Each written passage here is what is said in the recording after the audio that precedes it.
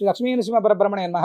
సమాజంలో మనం చాలా రకాలైనటువంటి ఇబ్బందులు చూస్తుంటాం. వాటిలో ప్రధానంగా మన సంతానం ఎవరైతే ఉన్నారో ఆ సంతానం యోగ్యులు అవ్వకపోవడం మొట్టమొదటిగా. అదేవిధంగా ఆ కుటుంబంలో ఆర్థిక స్థిరత్వం లేక ఇబ్బంది పడడం కావచ్చు. అదేవిధంగా కుటుంబంలో దాంపత్య జీవితంలో ఇబ్బందులు ఉండడం. అంటే సంతానానికి సంబంధించినటువంటి విషయాలు కావచ్చు, అన్యోన్య దాంపత్యానికి సంబంధించినటువంటి విషయాల్లో చాలా రకాలైనటువంటి అంటే ఎలాంటి ఇష్యూస్ లేకోకుండా కూడా అంటే గ్రహ ప్రభావాలు ఇవన్నీ ఏం లేకోకుండా కూడా చాలా కుటుంబాలు ఇబ్బంది పడుతున్నటువంటి విషయాన్ని మేము చాలాసార్లు గమనించాం. వీటన్నిటికీ కూడా పితృదేవతల యొక్క అనుగ్రహం లేకపోతే ఆ ఇంట్లో ఖచ్చితంగా ఇలాంటి ఇబ్బందులు ఉంటాయని చెప్పి మనకు పెద్దలు చెప్తుంటారు.